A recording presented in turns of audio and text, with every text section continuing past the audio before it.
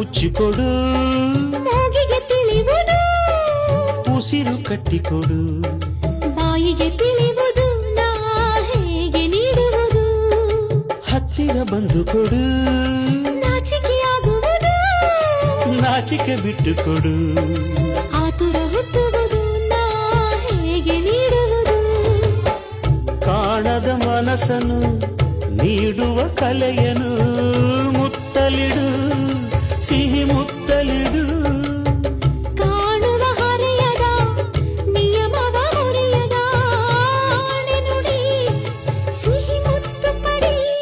ಏನಾಯಿತು ನನಗೆ ದಿನ ಏನಾಯಿತು, ಯಾಕಾಯಿತು ನನಗೆ ತರ ಯಾಕಾಯಿತು. ಶ್ರೀರಾಮಚಂದ್ರ